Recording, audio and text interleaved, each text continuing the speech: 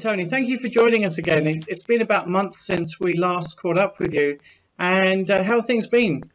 It's been good. Business is slowly getting back to normal over here in the UK. They're easing some of the restrictions. And I think business is now looking to put plans together in place for the summer and start actually investing some money again, which is good. Fantastic. That's really, really good to see. So you're getting out and about to see more customers these days, and or is there still some restrictions in place? Restrictions in place. Most of it is being done, or most of my interactions with customers is done on virtually. I've done a few webinars, and I've been involved in a few conference calls with customers. I think one of the things that's been interesting here is we used to spend a lot of time actually going to clients, and we're finding that actually operating virtually is very successful, and I think the amount of travel that I'll be doing in the future will probably be vastly reduced, which will be good for the environment. Excellent, and good for the wallet as well. True. Yeah. And your time. Excellent. Well, thank you for joining us today. I understand you've put together some slides for us on customer loyalty, so let's take a look.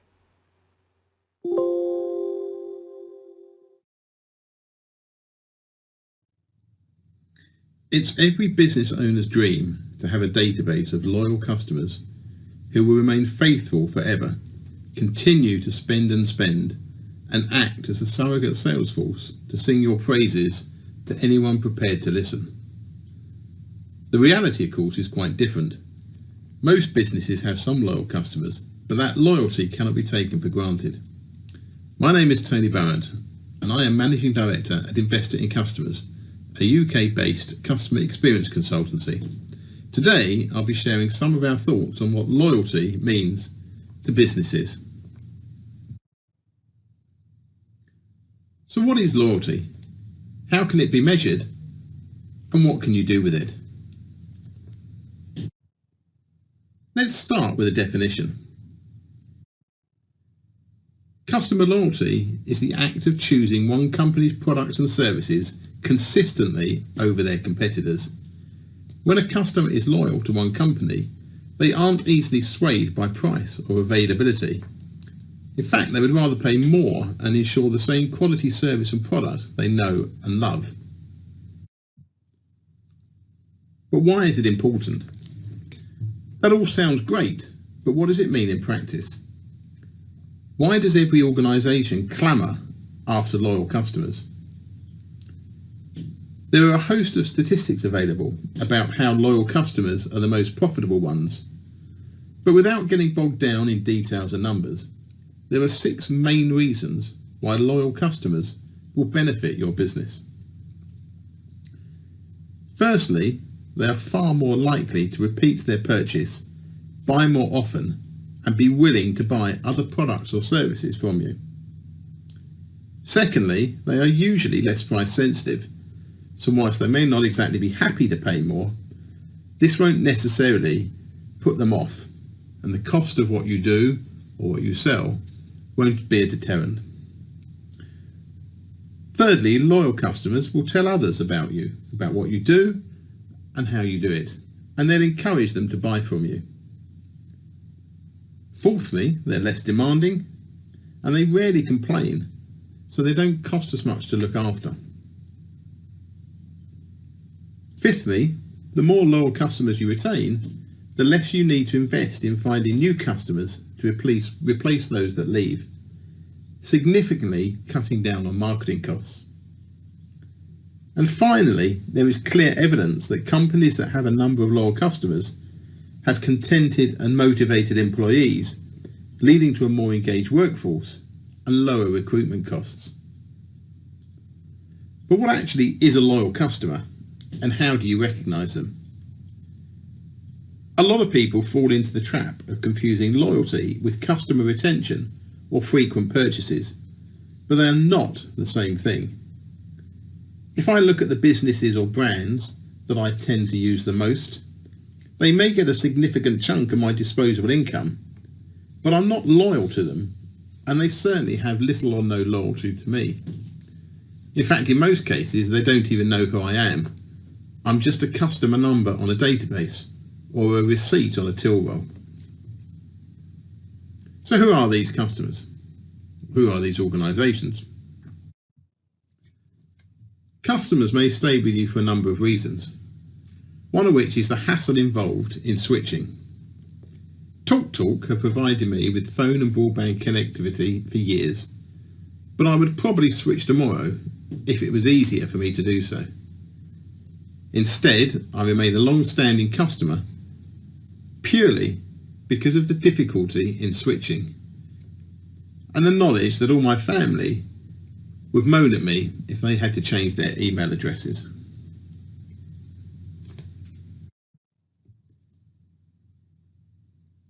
Similarly, regularly repeating purchases from the same place does not always indicate loyalty. Often it is dictated by convenience. More than half the times I fill my car with petrol, I use a local Esso station. But I have no loyalty to them, and they certainly have no loyalty to me. They are usually more expensive than other local garages, and the service is adequate at best, but usually poor. But the garage is at the end of my road, and it's the easiest place to fill up, particularly early in the morning or late at night, when I haven't managed to stop anywhere else.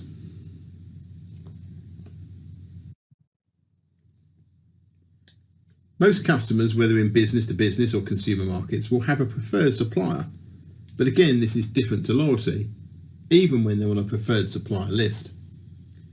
If I'm out and want a snack, I will usually go to Pret a Manger for a sandwich because I like the choice and quality of what they make. However, I won't go out of my way to find one if it's not readily available. I'll simply go elsewhere.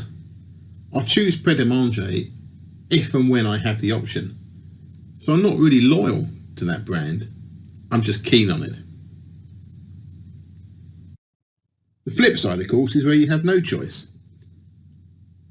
To get to London, I have little alternative other than to use the underground system.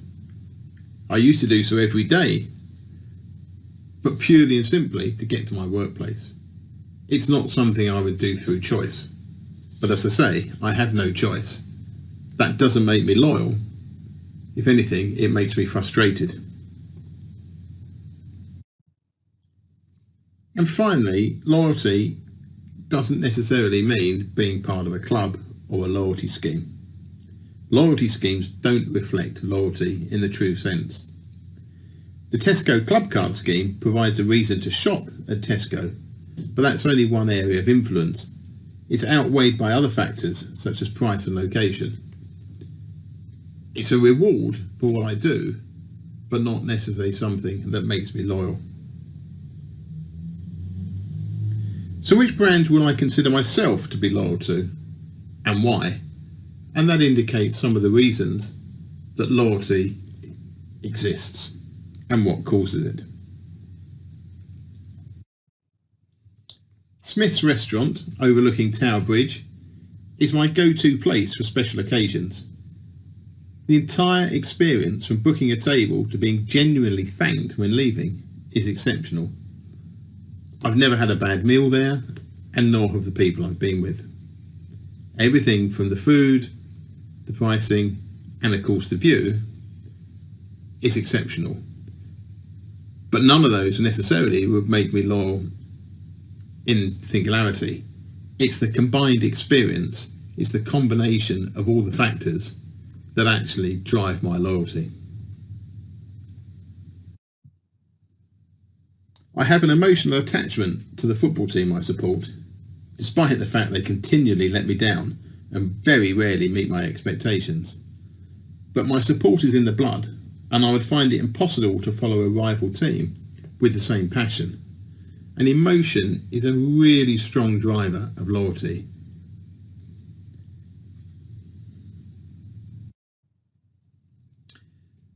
This business has serviced my car and those of my family for more than 30 years.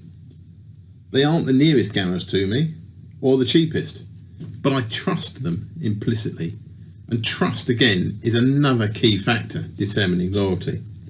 They never let me down and are flexible, working to my needs, not theirs, and they're proactive in making sure I never miss an important deadline such as a service date or an MOT.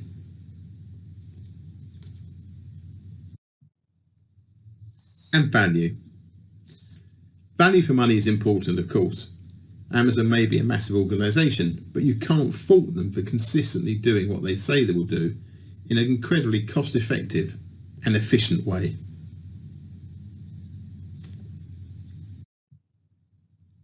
So in reality, loyalty is made up of a number of different things. There isn't one single element that dictates loyalty. It's a complex mixture of emotions, values and experiences that can take a long time to build, but it can only take a moment to destroy. You're only as good as your last experience. So this presents a challenge for most businesses. If loyalty isn't one thing, how on earth do you measure it?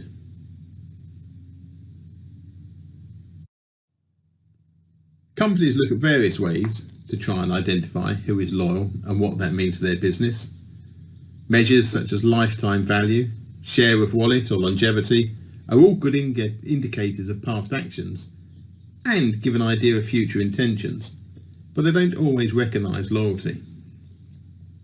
All of these measures are important, of course, but they also have certain failings, as do most customer satisfaction assessments or surveys.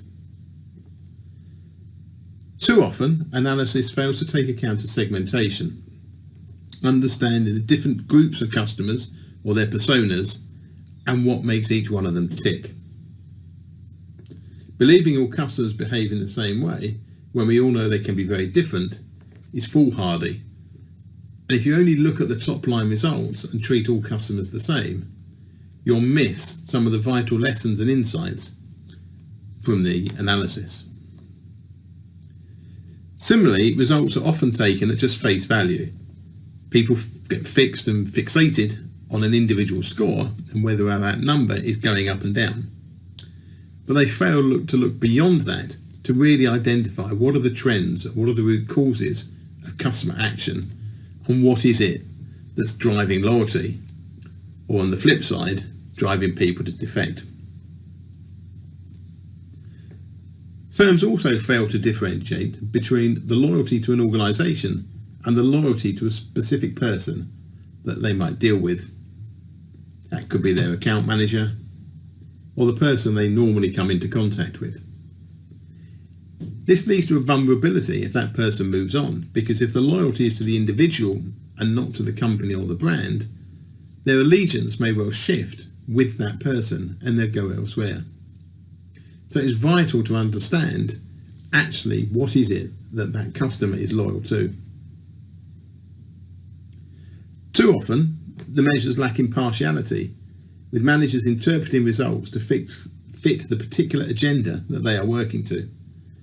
An investor in customers, our feedback often shows that the value, or where we are valued most with organisations, is our independence and our impartiality, to look beyond perceived beliefs and to actually look beyond perceived agendas and dig deep into what is really going on in that business in a way that managers sometimes can't do for themselves. And most importantly, far too often, customer satisfaction is measured without leading to any tangible actions or significant change taking place. There is no point in identifying who your loyal customers are if you then don't do something with that information.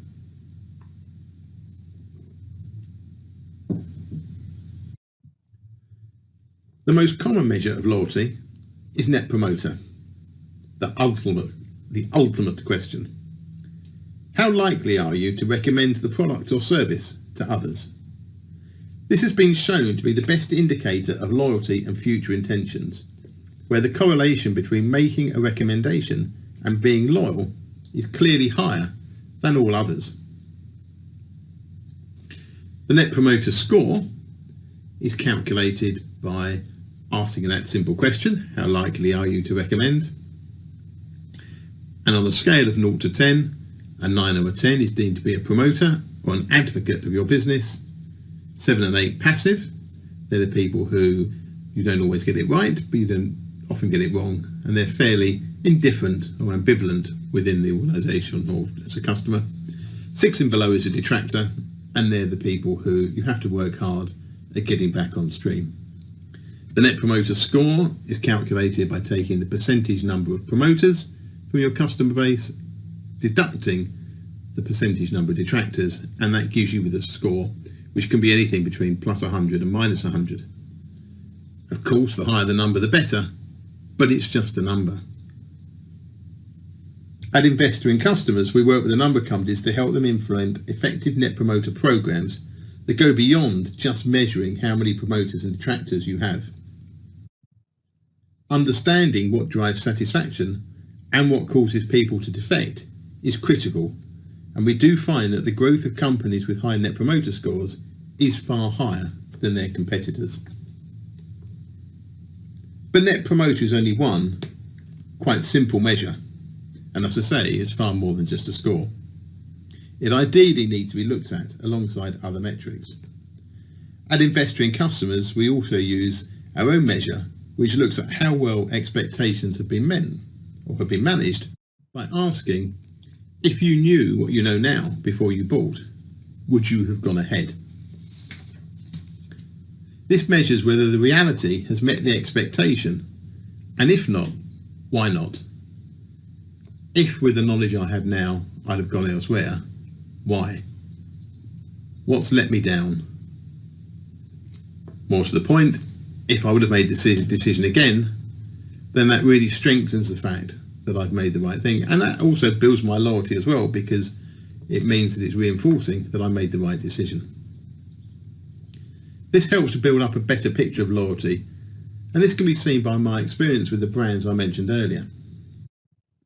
If we look at the two measures combined, recommend and redo, the Net Promoter Score on the left, the IIC score on the right, only 2 of them would meet my definition of being loyal to them. But they'd all have measures such as length of time that I'm a customer or the frequency I've used them, which would indicate to them I was one of their loyal customers.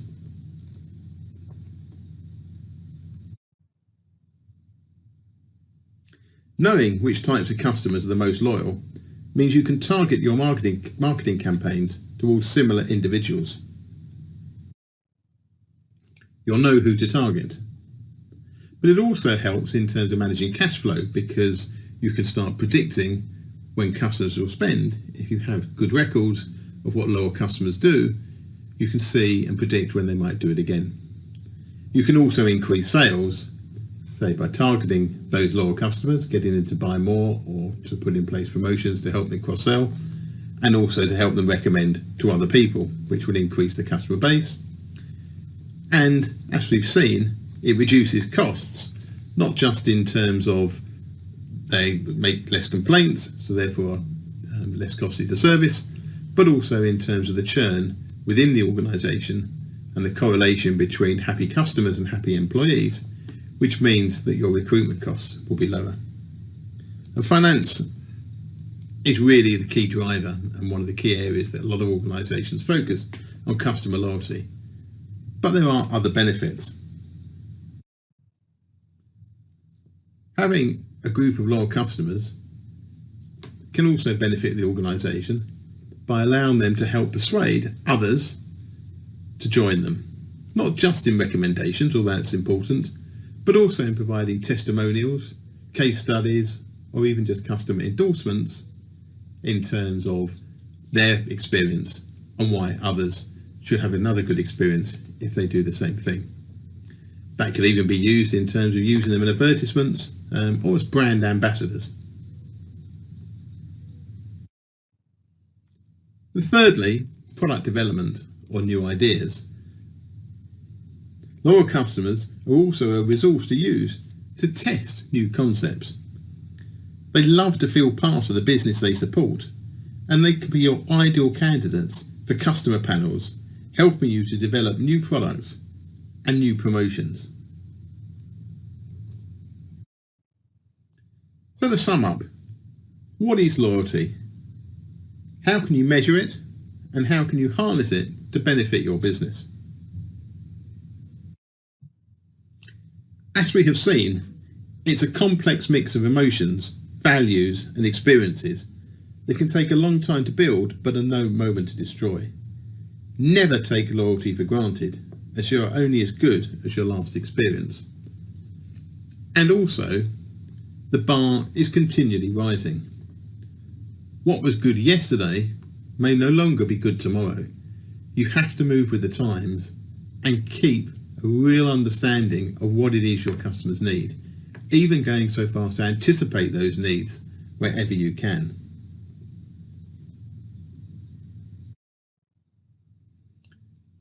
We talked about different metrics, and more than happy to share outside of this presentation some of the other metrics that we at Investor in Customers use to measure both customer satisfaction and customer loyalty. But the key thing there is select the ones that are right for your organisation and give it time. It takes a long time to build up a pattern of what customers want and what they do. Often months, sometimes even a couple of years, in terms of really building up a true picture. Don't just do one survey and think that's it, you know everything. It's a long period, it's a long time to actually make it effective. Identify the key drivers. What are the factors that are really making the business successful? What are you doing right? What are you doing wrong? And what are those root causes and trends which are actually driving that satisfaction and leading customers to be loyal. And one size doesn't fit all. It's vital to look at segmentation. It's vital to look at what are the different personas or groups of customers, how are they working, how are they being interacted with, and where is their loyalty? And is that loyalty driven by different factors for each group of people? And of course, it's essential to take action. There is little point in doing all these things, measuring loyalty, understanding loyalty, if you do nothing with it. Whether it's targeting similar groups of organisations to try and grow the customer base, using those loyal customers on customer panels to test ideas, or actually using them for endorsements or customer testimonials or case studies. It's really important to have a clear action plan as to what you do to both enhance and develop their loyalty and keep them with you. And of course, there's a lot in terms of the benefits. If you have loyal customers, you will increase your revenue and reduce your costs, and you will enhance your employee engagement. It will help you introduce new customers, and also, with those loyal customers, develop trusting relationships. Loyal customers are forgiving. That doesn't mean to say you can keep making mistakes, but it will enable you to try new things. And of course, put sense checks in there. Understand what it is that the loyal customers want, and keep making sure that you're moving with the times in the way they are, and you're offering innovation. Thank you, Tony. Really, really good slides. Thank you for a great presentation again. Lots of really good content. I've got a couple of questions, if you don't mind, I'd like to ask you. Yeah, that's fine. Fire away. Great, thank you. So you mentioned some organisations throughout your presentation, like Barritt and various other ones, Pret a Manger, etc. Can you give any really good examples of great customer loyalty and what makes them great? I think one of the things that really emphasise or really comes down in terms of customer loyalty is that empathy and trust, and really believing that company has your best interests at heart. I think loyalty schemes have a place, and I think they're very good, some of them, but I think it's more than just having a sort of smart marketing department. It's really looking at where are you in terms of the organisations. And one of the examples I quoted was Smart Autos, who I know will trust me. They help me buy a car if I need to buy a car. They give me advice if I if I need something done. They'll actually come and pick my car up because they know I've got a busy lifestyle. And they're really good in terms of very professional in terms of building that trust with me over a number of years. I think other organisations are good at it, but it's the question of having that consistency. They're not always exceptional throughout the organisation. They're a bit like the curate's egg and being good in parts. Right, interesting. And there are a lot of organisations out there who are constantly thinking they need to get more business in, feed the funnel, look after their customers, develop customer loyalty strategies. But organisations make mistakes as well. We all do. What do you think is the biggest mistakes that you see companies make when they're trying to develop a customer loyalty strategy? I think there's two that spring to mind. One is not using people's names. I think one of the bits of feedback we get a lot from customers is I'm a person, I'm not a number.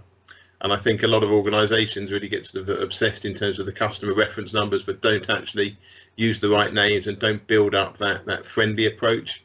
I think the other mistake a lot of companies make is they take loyalty for granted and don't keep working at it. They think because somebody's come back a few times, that's it, they've got them for life. But the bar's always rising. They've really got to sort of keep working at that loyalty and make sure that they're getting better all the time, because they're only as good as the last transaction, and there's always a new kid on the block who could come around quite quickly. Absolutely. Really good bits of advice there. And what do you personally think when you see a company, and there's a lot out there, they offer special rates or offers or deals to attract new customers, and the existing ones don't get the same sort of offers or deals? We see that a lot with the insurance companies we work with, and it's one of the big problems that it's always cheaper to get car insurance from a new company than it is from the people you've been with for a while. And I think that leaves a really negative impression within the organisations. I think that if you're looking to gain and build new customers, which obviously we all do, you can have some offers, but those offers should also be extended towards existing customers as well. I think some organisations, particularly those who've been hit hardest by the pandemic, customers are going to be looking at how they were treated over this period. And I think some of those companies who've offered payment holidays or have offered sort of flexible terms over that period, that'll be fine, but it's then keeping those on rather than saying, let's do lots of offers to try and get new customers. What about those customers who've actually been loyal to them during this time as well? So it's a two-way street, customer loyalty. It's not all about offers. It's about actually building up that trust and rapport on both sides. Excellent, excellent. Well, I want to thank you. I don't want to take up any more of your time today. I want to thank you for your presentation. Thank you for joining us again and for sharing some really good insights and your knowledge and expertise. And we look forward to catching up with you again sometime soon, Tony. Excellent. That'll be a pleasure. Thank you very much, Raj.